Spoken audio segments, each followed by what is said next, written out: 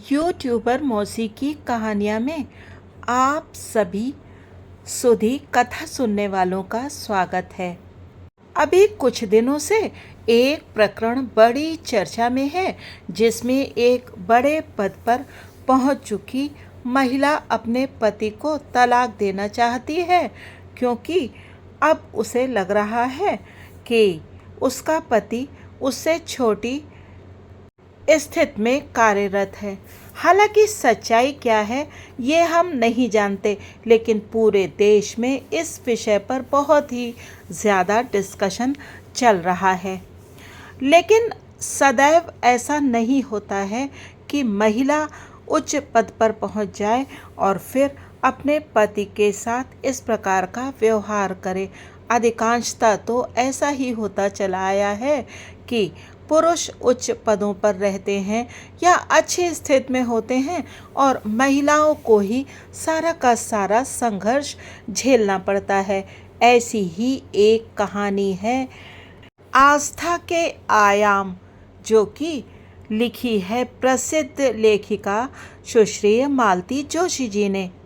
ये कथा एक ऐसी बेटी की है जिसको उसकी माँ ने पाल पोस कर बड़ा किया है, और अब जब उसका विवाह तय हो गया है तो वो अपने पिता के विवाह में सम्मिलित ना होने पर ससुराल वालों के विरोध का किस प्रकार सामना करती है, यही दर्शाया गया है इस सुंदर कथा में। इसके पहले कि हम लोग कथा का प्रारंभ करें, मैं आप सभी सुधी श्रोताओं से अनुरोध करना चाहती हूँ कि कृपया चैनल को सब्सक्राइब अवश्य ही कीजिए। मेरी कथाएं सुनने वालों में बहुत सारी महिलाएं भी हैं, और हम 50-55 के आसपास की महिलाएं अक्सर सशंकित रहती हैं कि अगर मैंने चैनल को सब्सक्राइब कर दिया तो कहीं कुछ हो ना जाए, क्योंकि हम मोबाइल आदि के विषय में उतनी जानकारी रखती नहीं, तो हमें हमेशा डर लगा रहता है। और हमारे बच्चों के पास तो इतना समय होता नहीं कि वो हमारी इस तरह की समस्याओं को सुलझाएं। पहले मुझे भी ऐसी ही आशंका रहती थी, लेकिन जब से मैंने अपने चैनल बनाए और इन पर वीडियो डालने शुरू किए तो मुझे धीरे धीरे करके समझ में आ गया कि हम अगर किसी चैनल को सब्सक्राइब करते हैं और वीडियो को लाइक करते हैं तो इससे ना तो उस चैनल वाले को पता चलता है कि हमारा नाम आदि क्या है, और ना ही हमारे पैसे खर्च होते हैं, क्योंकि जो डाटा हम महीने भर के लिए लेते हैं उसी में चैनल का सब्सक्रिप्शन भी शामिल होता है। तो कृपया चैनल को सब्सक्राइब अवश्य कीजिए। मुझे मालूम है कि पुरुष इतना ज़्यादा सोचते नहीं, किंतु हम महिलाएं तो बहुत कुछ सोच समझकर अपने जीवन में चलती हैं। और कहीं ना कहीं मैं अगर अपनी बात बताऊं तो मुझे जो मेरी आयु की महिलाओं के चैनल थे और बहुत सक्सेसफुल भी थे, तो मुझे थोड़ी सी ईर्ष्या भी होती थी और मैं सब्सक्राइब करने में थोड़ा हिचकती थी। किंतु जब मैंने खुद का चैनल शुरू किया तो मुझे लगा कि नहीं, हमें तो अपने आयु वर्ग की ऐसी महिलाओं को प्रोत्साहन ही देना चाहिए जो कि किसी तरह से प्रयास कर रही हैं। तो चलिए, आज आपका बहुत समय मैंने व्यर्थ किया। प्रारंभ करते हैं अपनी ये खूबसूरत सी कहानी आस्था के आयाम। गैस पर चाय चढ़ाते हुए सोच ही रही थी कि आज मेरे लक्ष्मण जी को भैया भाभी की याद कैसे आ गई। नहीं तो 6-6 महीने इधर का रुख नहीं करते, हारी बीमारी में बुलाते भी हैं तो 100-100 एहसान जता कर आते हैं। आज अचानक क्या हो गया? तभी विभा भीतर आई। जी क्या हो रहा है? जी अब तुम कितने दिन तक चूल्हे में खटती रहोगी? जल्दी से एक बहू ले आओ। तुम्हारे बेटे को कोई पसंद तो आए? तो क्या अभी कहीं बात पक्की नहीं हुई है? उसने आंखें सिकोड़ कर पूछा। बात पक्की होती तो तुम्हें पता नहीं चलता? वह सोच में पड़ गई। मैं जानती थी अपनी उत्सुकता को वो अधिक समय तक दबा नहीं पाएगी।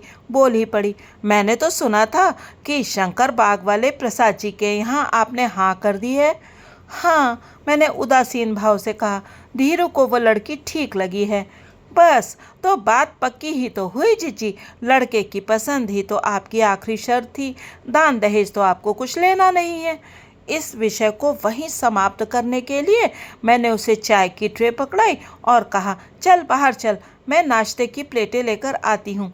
बाहर आकर पता चला जिस विषय को मैंने समाप्त करना चाहा था वह तो बैठक में भी चल रहा है। मुझे देखते ही श्रीमान जी बोले, ये नरेश देखो क्या कह रहा है। भाभी, इतने अच्छे अच्छे रिश्ते आ रहे थे, आपको यहीं हाँ करनी थी। हमारे ही हाँ करने की बात होती तो हम तो साल भर पहले धीरेन्द्र की शादी कर चुके होते। बात तो उसकी हाँ पर अटकी थी, उसने हाँ कर दी। उसे क्या अकल भाभी, वह तो बच्चा है। लड़की देखने से पहले आपको सब अता पता कर लेना चाहिए था। बताइए, लड़की के पिता के बारे में आप क्या जानते हैं?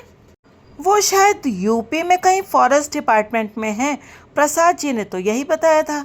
ये बोले, आपसे कभी मुलाकात हुई? हो जाएगी, अभी तो बात शुरू ही हुई है। नहीं होगी भाभी, मुलाकात नहीं होगी, क्योंकि पिछले 10-12 साल से उनके संबंध टूट चुके हैं।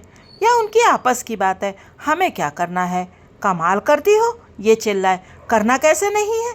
अगर वो जिंदा ही नहीं होते तो और बात थी, पर अगर वो हैं तो हमें उनसे सरोकार है। चाहिए तो ये था कि प्रसाद जी पहले ही सारी बातें खोल कर कह देते। वो क्या पागल है भैया?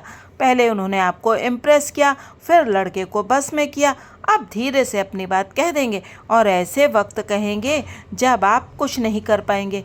इतना बेवकूफ़ भी नहीं हूँ मैं, इन्होंने झल्ला कर कहा। आग लगाकर वे दोनों तो अपनी राह चले गए। हम दोनों बैठकर अपने में उफनते रहे। मुझे उन लोगों पर इतना गुस्सा आ रहा था, बस यही कहने के लिए इतनी दूर आए थे। सच तो ये है कि विभा जल गई होगी। अपने रूप पर बड़ा नाज था उसे। उससे बढ़कर कोई इस घर में आए, वह कैसे बर्दाश्त कर पाती। पर ये मुझी पर बिगड़ रहे थे। पागलों की सी बातें मत करो। क्या सिर्फ इसीलिए इतना सारा पेट्रोल फूंक कर वे यहाँ तक आए थे? वे क्या हमारे दुश्मन हैं? नरेश सच कह रहा था। ये वाकई प्रसाद जी की चाल थी। वे पहले हमें इतना अभिभूत कर देना चाहते हैं कि हम उनके बहनोई के बारे में भूल ही जाएं। वैसे ये बात बिल्कुल झूठ भी नहीं थी। हम लोग सचमुच लड़की के मामा से रौब खा गए थे।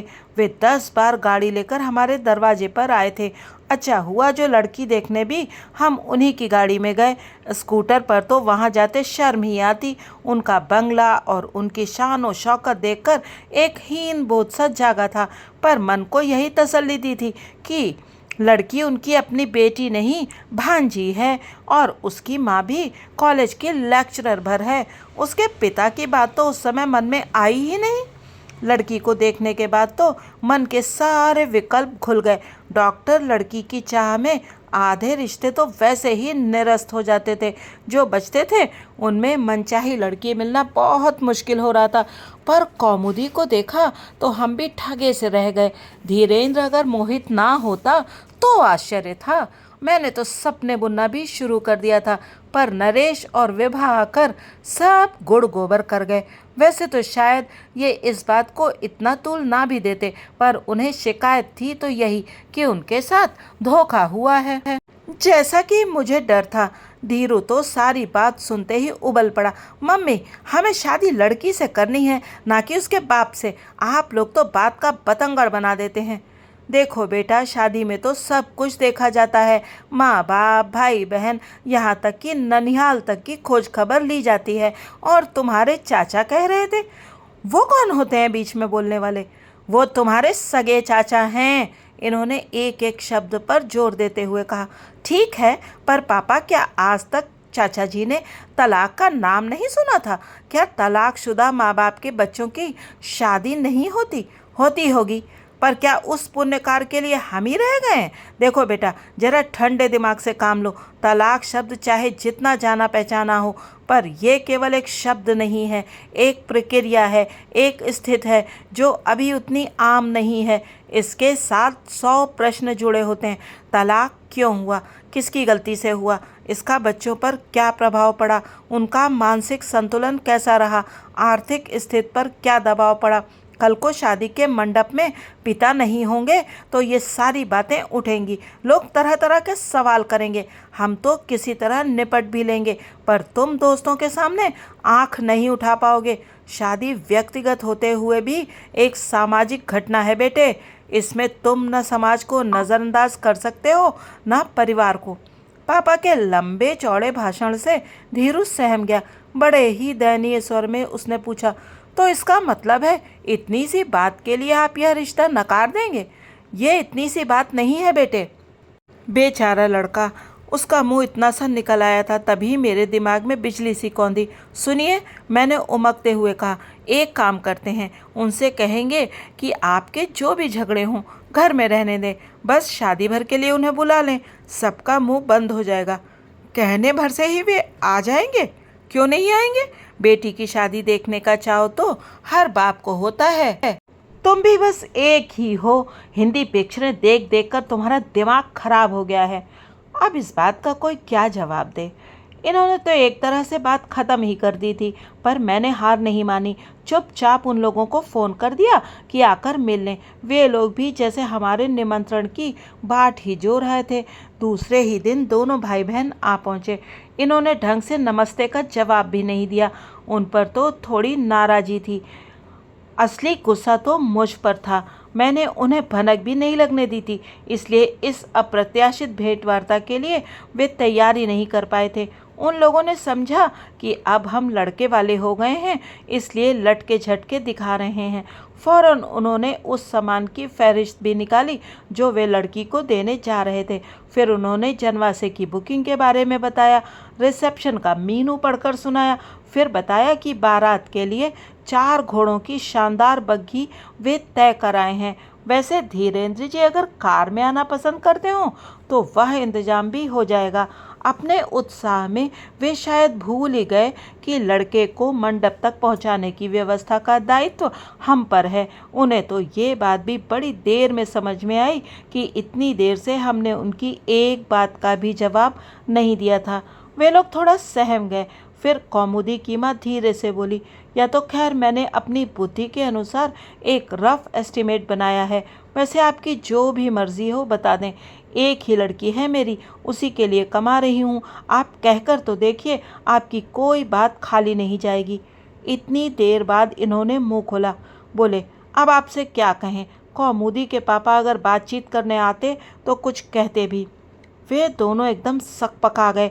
फिर मामा जी बड़ी गंभीर मुद्रा बनाकर बोले, हमने शायद आपको बताया नहीं, सुमन और Kumar, they are legally separated long back.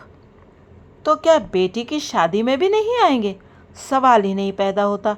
तो फिर कन्यादान कौन करेगा? भैया करेंगे। कौमुदी की माँ तपाक से बोली, आज तक उन्होंने ही तो सब कुछ किया है, कन्यादान का अधिकार भी उन्हीं का है। कुछ पल शांति रही। मैंने उनकी ओर देखा, वहाँ अस्वीकृति साफ झलक रही थी। फिर मैंने कमान संभाली। देखो बहन, जैसे आपकी एक लड़की है, मेरा भी एक ही लड़का है। लड़कियों की शादी से फारिग हो चुकी हूँ। अब घर में जो कुछ है इसी का है, इसीलिए आप अपनी लड़की को अपनी मर्जी से जो कुछ देना चाहें दे दें। हमें किसी चीज़ की ज़रूरत नहीं है। हमारी बस एक ही इच्छा है, इसे चाहे हमारी मांग कह लीजिए या शर्त। हम ये चाहते हैं कि लड़की के पिता शादी में ज़रूर आए, नाते रिश्तेदारों को उंगली उठाने का मौका ना मिले। यह आपकी बेटी के हक में भी अच्छा होगा। घर की बात घर में ही रह जाएगी। वे कुछ कहने को हुई तो मामा जी ने उन्हें रोक दिया और बोले, बस इतनी सी बात है ना, हम लोग ज़रूर कोशिश करेंगे, आप इत्मीनान रखिए। ये आश्वासन उन्होंने इतनी फुर्ती से दे दिया कि उसकी विश्वसनीयता ही समाप्त हो गई। ये एकदम चौकन्ने हो उठे और कहा, बल्कि मैं तो सोचता हूँ आप सगाई में ही बुलवा लें तो अच्छा रहेगा। शादी में तो बस भागम भाग मची रहती है, परिचय नहीं हो पाता, फॉर्मेलिटी होती है। इस बार भी उन्होंने कहा, जी हम कोशिश करेंगे, पर उत्तर में वो तत्परता नहीं थी। इस भेंटवार्ता से सुपुत्र को अवगत कराना मैंने जरूरी नहीं समझा, सो इसे गुप्त ही रखा। रसोई से फुर्सत होकर जरा लेटी ही थी कि दरवाजे की घंटी बजी। हे भगवान, कहीं पड़ोस की गुप्ताइन ना हो, उन्हें तो समय समय का ध्यान ही नहीं रहता। धीरू खाना खाने आता है तो उन्हें देखकर ही उसकी भूख गायब हो जाती है। दरवाज़ा खोला तो चकित रह गई। एक क्षण भर को तो पहचान ही नहीं पाई।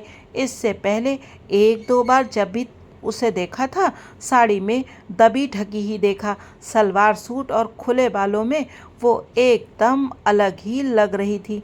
आओ, मैंने उसे भीतर लेते हुए कहा। कॉलेज से आ रही हो? जी नहीं, हॉस्पिटल से। मेरी इंटर्नशिप चल रही है ना।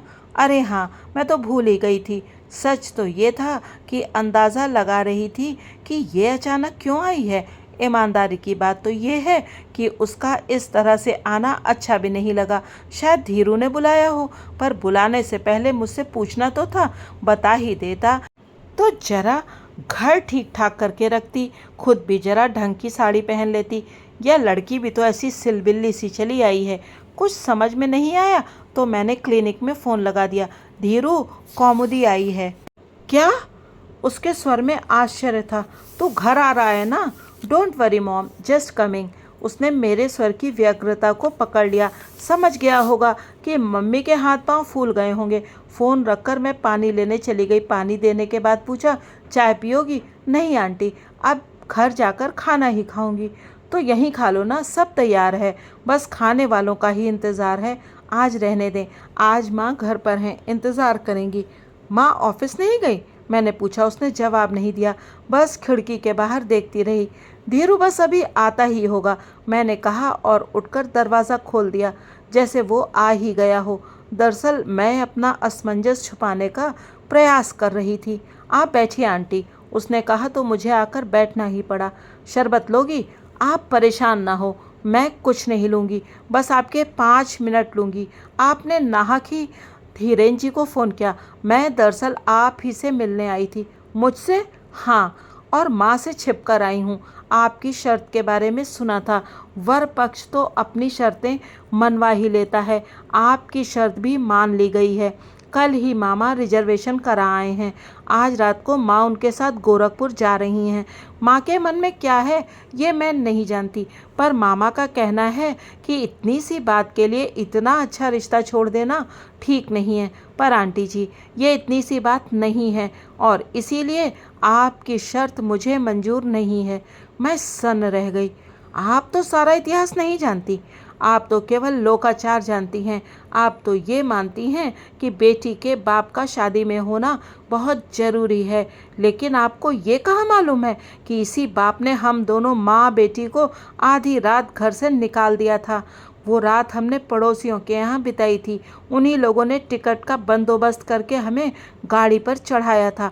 नशे में धुत पिता की वही तस्वीर मेरी स्मृति में है और उस तस्वीर में मेरी रत्ती भर भी आस्था नहीं है। घर से क्यों निकाल दिया था? मैंने बड़े संकोच के साथ पूछ ही लिया। आप तो जानती हैं, दौलत के साथ 100 ऐब जुड़ जाते हैं। ऊपर से अफसरी भी थी। माँ बेचारी चुपचाप सब सहन करती रही। सहन करना तो हमें घुट्टी में ही पिलाया जाता है ना। लेकिन जब वो रासलीला घर में ही शुरू हो गई तो माँ के लिए सब्र करना कठिन हो गया। माँ ने पापा को फटकारा कि मेरा ना सही, अपनी बेटी का तो ख्याल करो। वह भी अब सब समझने बूझने लगी है। बस माँ की इसी गुस्ताखी पर उसे देश निकाला दे दिया गया। पिछले 14 वर्षों से माँ यह वनवास भोग रही हैं। अच्छे बुरे सभी तरह के दिन हमने काटे, पर माँ ने पापा के आगे कभी हाथ नहीं फैलाया और ना उन्होंने कभी हमारी खोज खबर ली। आज पहली बार माँ उनके दरवाजे पर जा रही हैं। इसके बावजूद वे आएंगे या नहीं मैं नहीं जानती, पर उनका अहंकार जरूर तुष्ट होगा।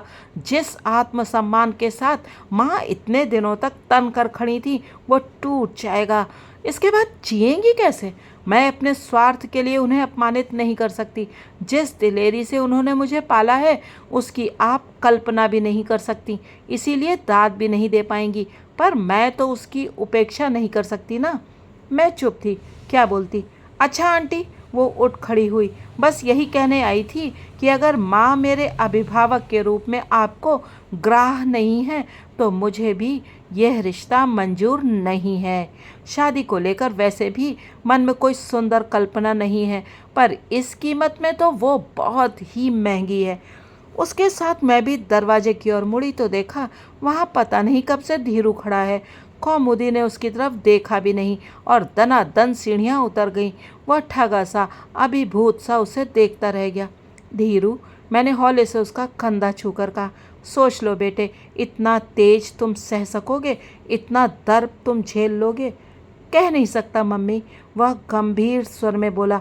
बस इतना जानता हूँ कि एक गैर जिम्मेदार आदमी की गलतियों की सज़ा इस स्वाभिमानी लड़की को भुगतनी पड़ी तो अपने आप को कभी माफ़ नहीं कर पाऊँगा।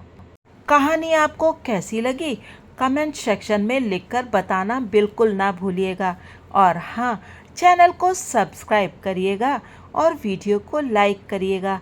ऐसी ही सुंदर, मन को छू लेने वाली कहानियाँ सुनने के लिए। मुझे लगता है हम सभी कभी न कभी ऐसी घटना से और उसके पास से गुजरे जरूर हैं। खुद के साथ ना सही, किसी दूसरे के साथ सही। हमारे समय में ऐसा कुछ होता तो जरूर ही था, चाहे कम चाहे ज़्यादा। फिर मिलेंगे किसी नई कहानी के साथ। तब तक आप सुनते रहिए यूट्यूबर मौसी की कहानियाँ। आपका बहुत बहुत धन्यवाद।